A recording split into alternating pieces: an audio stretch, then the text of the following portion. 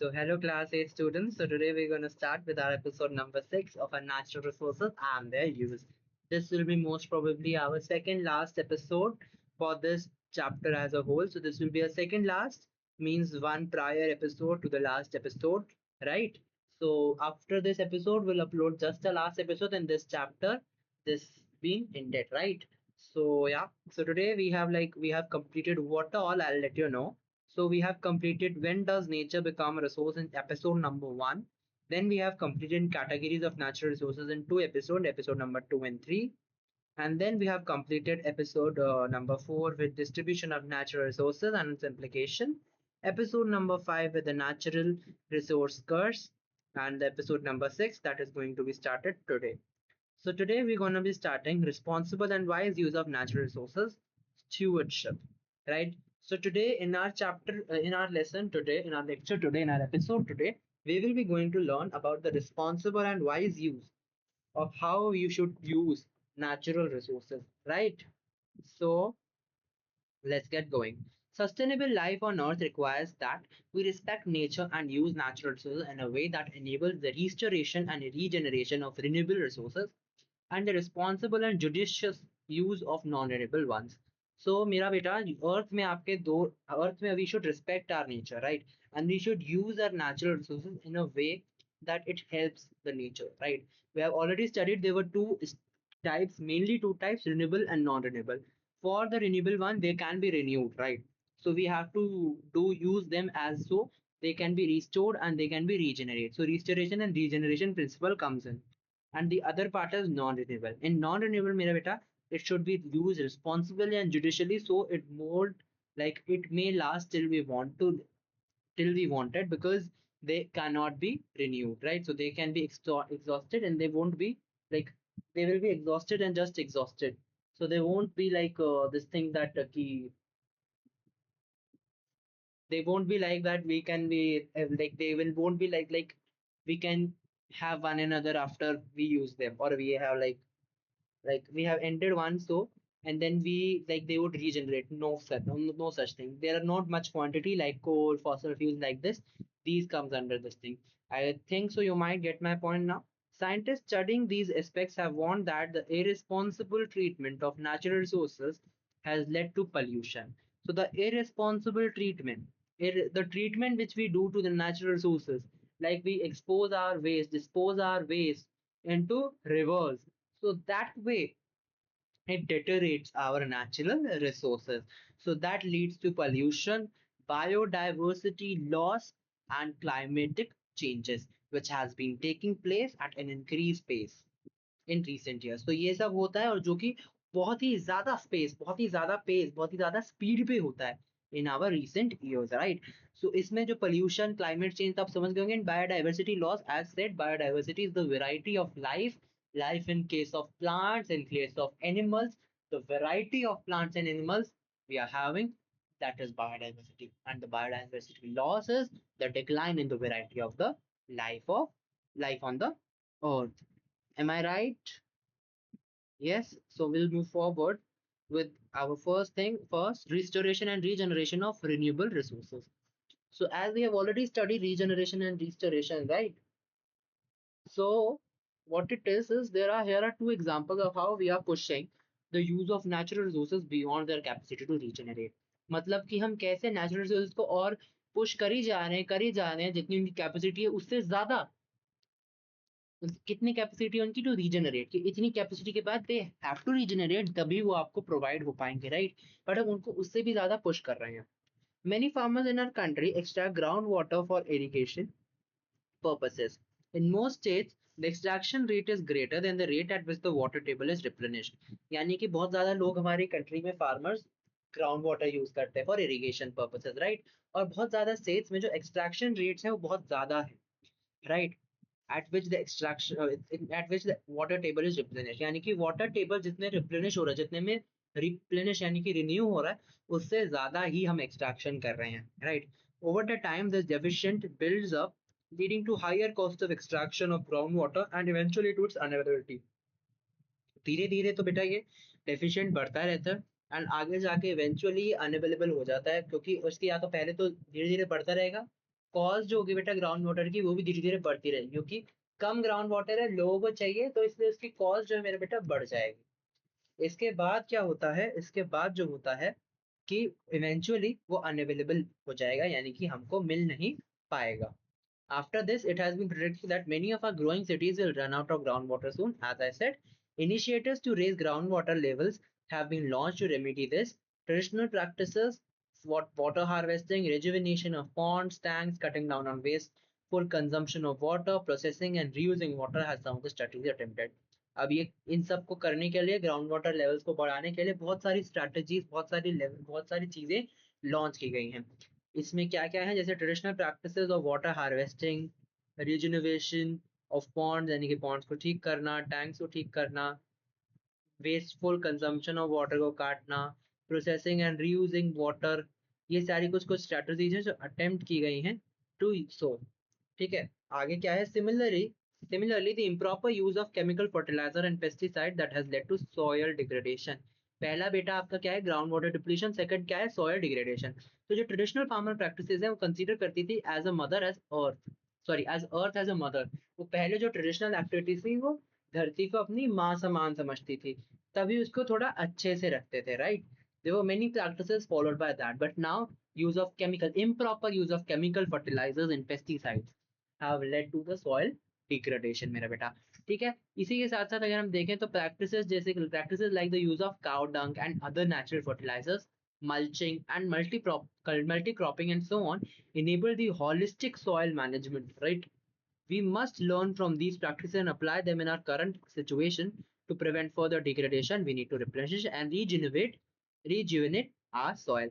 तो ये सारी चीजें हैं कि पहले प्रैक्टिसेस क्या क्या होती थी, काउ डंग का यूज होता था और अदर अदर तरह तरह के नेचुरल फर्टिलाइजर्स का यूज होता था, मल्चिंग, मल्टी क्रॉपिंग यानी कि बहुत क्रॉपिंग होती थी, वो सब का यूज होता था, जिससे कि सॉइल मैनेजमेंट अच्छे से होती थी।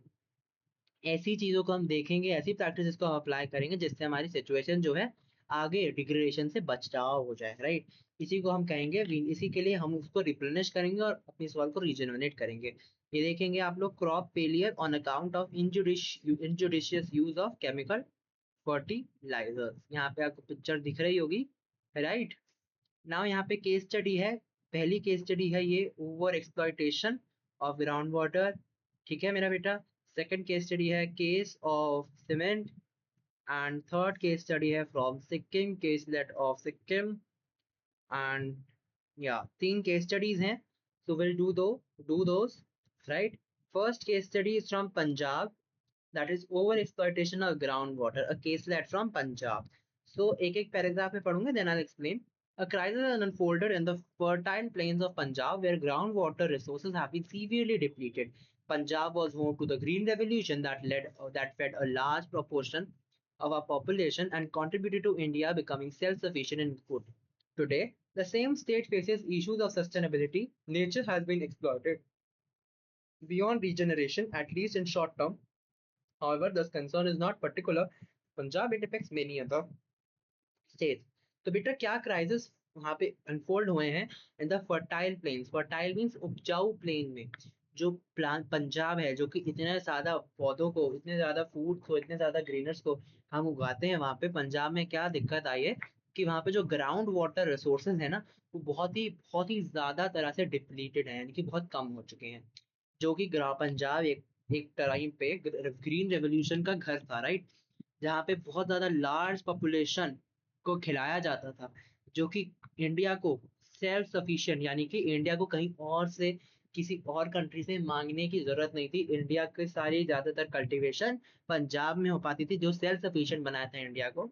आज वही स्टेट सस्टेनेबिलिटी जैसे इश्यूज को फेस कर रही है, क्योंकि सस्टेनेबिलिटी बेटा मैंने समझा रखा है, सस्टेनेबिलिटी मतलब वो होता है कि जो हम अभी यूज कर रहे हैं उसको तो हम यूज ऐसे करें कि आगे जाके फ्यूचर जनरेशन को उसी रिसोर्स के लिए आगे दिक्कत ना पड़े, ये उनके लिए डिप्लीट ना हो जाए। वैसे ही अभी ग्राउंड वाटर है इनके यहाँ पे, नेचर को हम इतना एक्सप्लॉइट कर रहे हैं कि बियॉन्ड रीजनरेशन उसको रीजनरेट होने ही नहीं दे रहे हैं कि वो फिर से बने आगे, इसी को हम एक्सप्लॉइटेशन कर रहे हैं for at least short period of time. ये जो है सिर्फ सिर्फ पंजाब में ही पर्टिकुलरली नहीं है, और भी बहुत सारे स्टेट्स में है। In 1960s, farmers shifted to high-yielding varieties of wheat and paddy.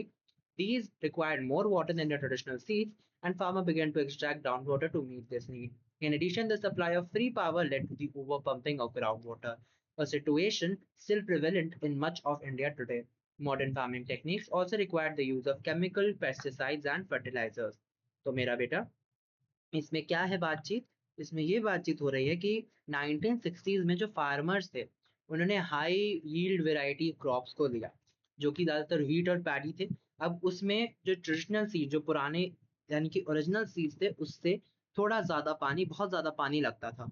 अब उसको पानी इतना देने के लिए दे यूज़ ग्राउंड वाटर, राइट? अब ग्राउंड वाटर को एक्सट्रैक्ट करने लगे और धीरे-धीरे एडिशन में फ्री पावर थी क्योंकि वहाँ पे, और ओवर पंपिंग कर ली उन्होंने, यानी कि because it was free and so, तो उन्होंने ओवर पंपिंग करके ग्राउंड वाटर बहुत ज़्यादा एक्सट्रैक्ट किया और उसको यूज़ किया। और इतनी ज़्यादा पंपिंग करने की वजह से जो ग्राउंड वाटर है वो डिप्लीट होना शुरू हुआ। प्लस मेरा बेटा जो मॉडर्न फार्मिंग टेक्निक्स हैं, जो आजकल की, जो नॉट ट्रेडिशनल वन, पुरानी वाली नहीं, the newest, the right now traditional modern farming techniques, they require very much high use of chemical pesticides and fertilizers that also deteriorates your soil, right? Now the combined effect जो होता है ना बेटा, the combined effect of these factors, like जो chemical pesticides and fertilizer and high use of groundwater, these combined effects of factor is the groundwater level, is the effect of these factors is that the groundwater level in large part of Punjab has become inaccessible till depths of about 30 metre, यानी कि 30 metres के नीचे नीचे तक ground water हमें accessible नहीं है। It is not accessible to us, and the chemicals जो आपके फर्टिलाइजर्स और पेस्टिसाइड से मिलते हैं ना, they have been dissolved in ground water causing health hazards. तो इस हमसे पैराग्राफ से क्या हमें मिलता है, जो कंबाइंड फैक्टर है इन सबके, जो ग्राउंड वाटर 30 मीटर डीप में हमें है, वो सारा इनएक्सेसिबल है। लाइक हम 30 मीटर तक हमारे पास कोई पानी, ग्राउंड वाटर है ही नहीं। We have to dig more inside to get our ground water. Other than that, जो केमिकल्स जो हम यूज कर रहे हैं, chemical pesticide and fertilisers, they have been dissolved in our ground water, that is causing your health hazard, that is causing your health problem. यहाँ पे आपको दिख रहा है extraction of ground water, and this is your wet paddy fields, यानी कि यहाँ पे देख सकते हो एक्सेसिव वाटर यहाँ पे दिया जा रहा है, because this may be your this one, your high yielding variety crop. ठीक है, almost 80% of the area of Punjab has been classified as overexploited. In other words, we have drawn water at a rate much greater than at which restoration and rejuvenation of groundwater is possible. यानी कि 80% बेटा, 80% जो area है पंजाब का, उसको हमने over exploited classify कर दिया है। यानी कि दूसरे वर्ड्स में हम कहेंगे कि पानी हमने इतना बाहर एक्सट्रैक्ट कर लिया है कि जो अब वो, यानी कि it is more than the rate, जिससे कि वो फिर से रिस्टोर या रिजुवेनेट हो सके। ठीक है, इसी के लिए बेटा हम कहते हैं to use your natural resources wisely. That is why यहाँ पे अब जो रीजनरेशन, जो सब कुछ है रिस्टोरेशन के लिए, उससे भी हद ज्यादा पानी इस्तेमाल यहाँ पे हो चुका है। Other than that, we can see that food security was ensured for short period, for short term, but long term consequences will take time and effort to heal. अभी कुछ शॉर्ट टर्म के लिए अगर हमने इसको यूज किया तो इतना मेरा बेटा फर्क आ चुका है, बट इट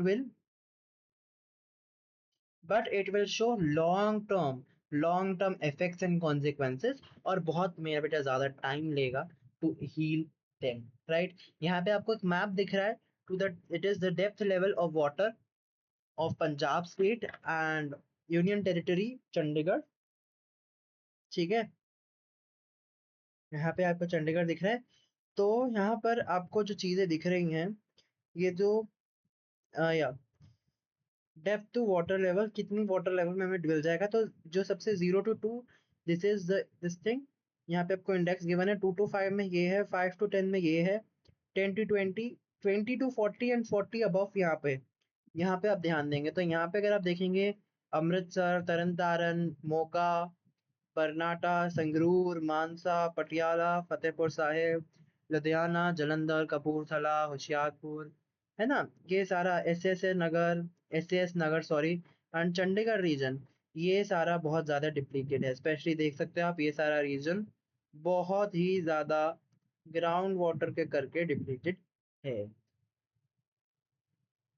ठीक है, next case study is from the case of cement.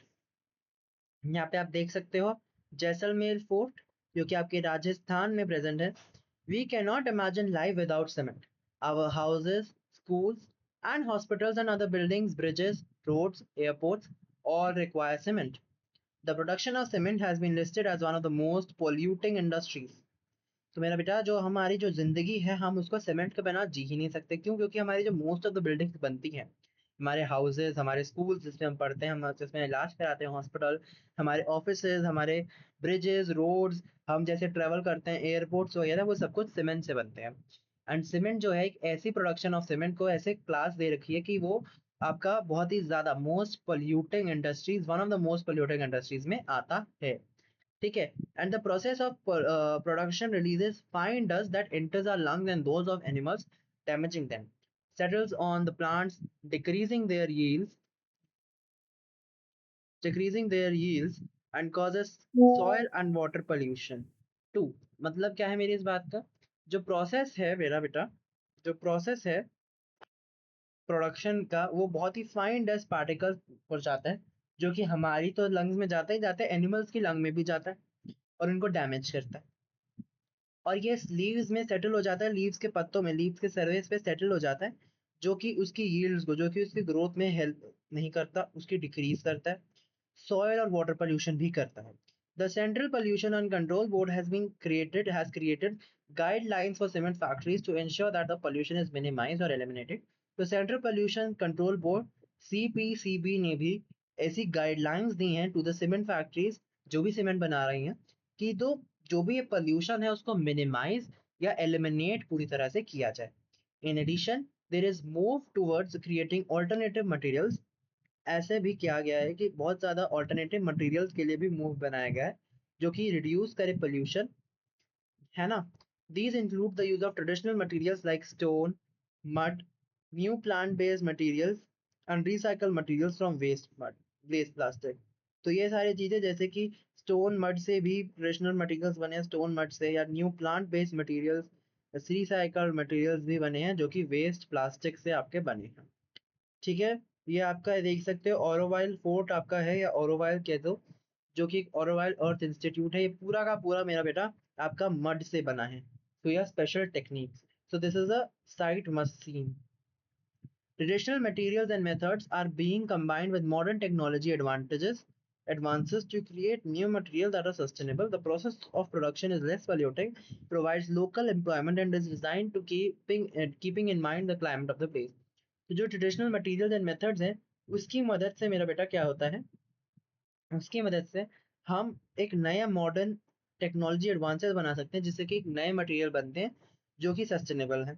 जो प्रोसेस है प्रोडक्शन का वो भी बहुत ही कम पॉल्यूटिंग है, उससे ज़्यादा पॉल्यूशन नहीं हो रहा है, और जो लोकली आपकी एम्प्लॉयमेंट भी बना रहा है ये.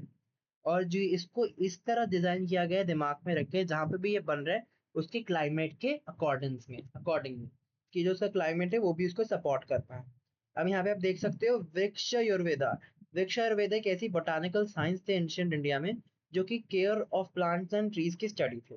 जो टर्म है संस्कृत से आता है, जिसका नाम है वृक्ष यानी कि ट्री, एंड आयुर्वेदा जो कि है साइंस ऑफ लाइफ और हेल्थ. जो ट्रेडिशनल नॉलेज है बहुत ही पुरानी है, सेवरल मिलेनिया से, एंड ये बहुत ही ज्यादा पाई जाती है विश्व आयुर्वेदा यानी कि सुरापाला का वृक्ष आयुर्वेदा के लिए. ठीक है. ये सारा क्या बताती है, रिकमेंडेशन बताती है कि कौन से स्पेसिफिक प्लांट्स कौन से different type of soil type पे ग्रो हो सकता है. एंड बहुत सारे मेथड्स बताती है, इंट्रिकेट मेथड्स बताती है कि जैसे कैसे सीड कलेक्शन करना चाहिए, प्रिजर्वेशन करना चाहिए, प्लांटिंग से पहले क्या ट्रीटमेंट करना चाहिए सॉइल का, pre planting treatment, irrigation techniques कैसे कैसे यूज करनी चाहिए जिससे कि हम पानी दे पाए पौधों को, and with recommendation varying according, हर एक अकॉर्डिंग से, कि कौन सी प्लांट की स्पीसीज है, क्या क्या ग्रोथ स्टेज है, कि कब ग्रो हो रहा है, कौन से स्टेज पे है, एंड प्लस सीजनल कंडीशन के साथ साथ, प्लस साथ ही साथ बेटा ये हमारे को पेस्ट मैनेजमेंट ग्रोथ से बता के बताती है कि पेस्ट मैनेजमेंट में कैसे करना चाहिए विद नेचुरल रेपेलेंट. ठीक है. ये ऐसा फॉर्म है,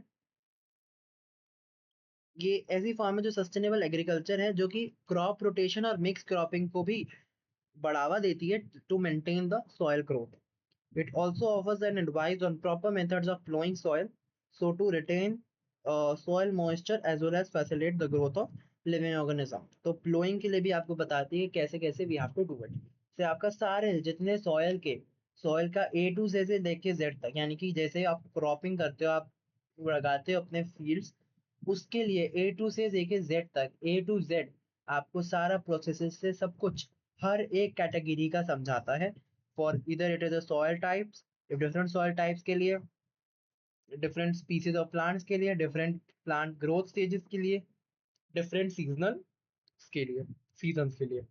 okay, third is caselet from Sikkim. Sikkim के लिए Pema's family farm in Sikkim faced declining yields and mounting debts from expensive chemical inputs. When the state government announced a policy to promote organic farming throughout the state, Pema family decided to try it. It was not an easy transition. Initially, the yield dropped as the soil was recovering from years of chemical use. तो जो पेमा की family है, उन्होंने बहुत ज़्यादा declining yields देखी और बहुत ज़्यादा डेप्थ्स देखे। क्यों? क्योंकि वो बहुत ही ज़्यादा एक्सपेंसिव केमिकल इनपुट्स यूज़ करते थे अपने फार्म्स में। इसी की वजह से उनका बहुत ज़्यादा पैसे भी लगने लगे। साथ ही साथ मेरा बेटा, जब स्टेट गवर्नमेंट ने अनाउंस की ऐसी पॉलिसी कि अब हम ऑर्गेनिक फार्मिंग प्रमोट करें स्टेट में, तो पेमा की फैमिली ने भी सोचा व्हाई नॉट अस, हम भी करते हैं। बहुत ही ईजी ट्रांजिशन नहीं था, मतलब बहुत ही ईजी शिफ्ट नहीं था from the chemical to organic, क्योंकि क्योंकि जो सॉयल थी उनको केमिकल यूज की बहुत ज्यादा आदत पड़ गई थी। अब धीरे धीरे उससे धीरे धीरे उससे वापस आने में टाइम लगता है मेरा बेटा। इसीलिए जो family switches to the compost, prepared natural pest repellent using neem and garlic, and started growing multiple crops across the year. तो फैमिली धीरे धीरे नेचुरल ऑर्गेनिक पेस्ट कंपोस्ट में चली गई और ऐसे रेपलेंट बनाने लगी, जैसे कि जैसे नीम से, है ना, अदरक गार्लिक से, इन सब से, एंड स्टार्टेड लाइक बहुत ज्यादा मल्टीपल क्रॉप्स गाने लगी through out the year. After about 5 years, Pema farm was thriving. She was able to sell her cardamom, ginger, and traditional vegetable at a premium price. 5 साल के बाद जो पेमा का farm था वो बहुत ही अच्छा हो गया गाइस। और इतना अच्छा हो गया कि वो बहुत सारी चीजें, बहुत सारी अपनी मर्जी, मतलब मर्जी की जो भी चीजें वो उगाती थी, they could sell in very अच्छा अच्छा prices. In 2016, Sikkim became a 100% organic state with all of its farmland certified organic. तो सिक्किम 2016 में one of the 100% organic state बन गया। The effects were transformational. Local biodiversity flourished with beneficial insects and birds returning. Tourism increased as visitors came to see the organic farming model, and the farmer incomes grew by 20%. धीरे धीरे local biodiversity बढ़ गई, insects और birds जो गए हुए थे वो वापस आ गए, टूरिस्ट बहुत ज़्यादा बढ़ गए क्योंकि इतना अच्छा अच्छा ऑर्गेनिक फार्मिंग मॉडल को देखने के लिए, और जो फार्मर की इनकम थी, द मेन थिंग, वो भी 20% ऑन एन एवरेज बढ़ गई। आज जो सिक्किम है, Sikkim serve as a global model demonstrating that an entire region can successfully transition sustainable agriculture practices while improving both ecological and economical outcomes. So this becomes a prime example that a state, if wants, they can change to your sustainable agriculture practices.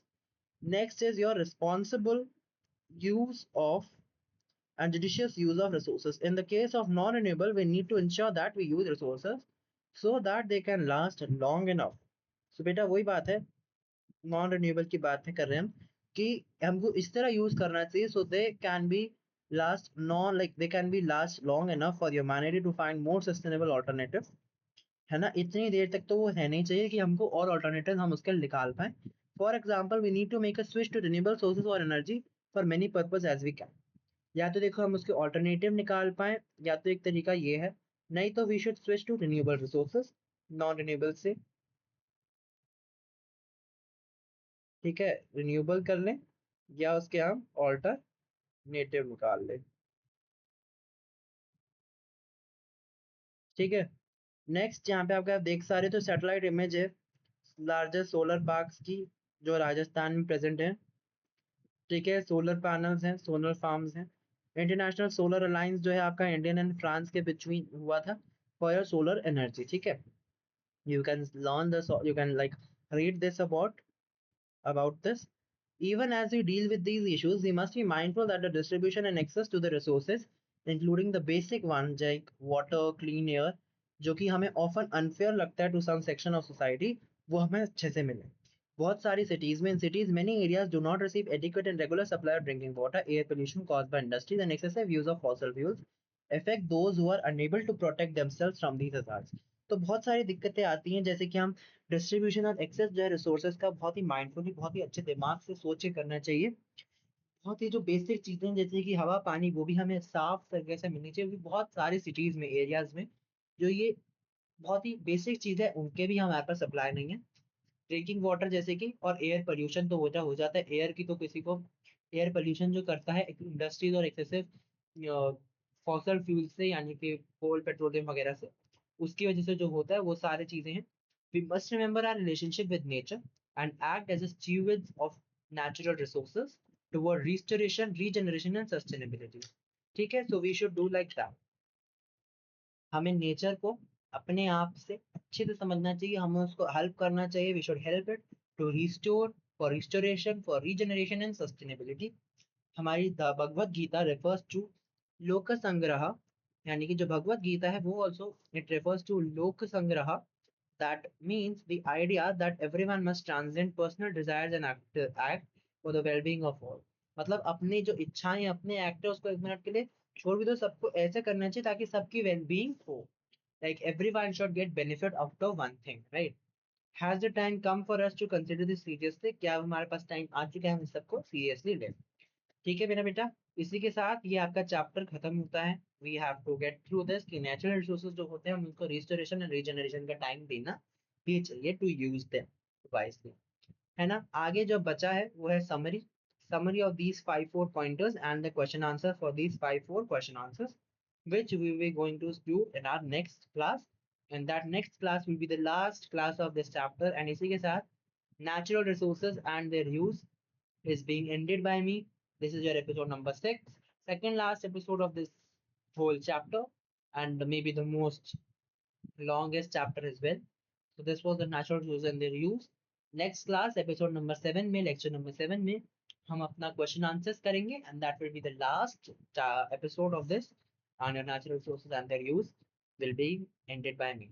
So that's it for you all। This will be, obviously this will be above 25 minutes I guess। So yeah, I'll just wind it up now। Thank you all, and I'll meet you in my next class। So thank you, goodbye।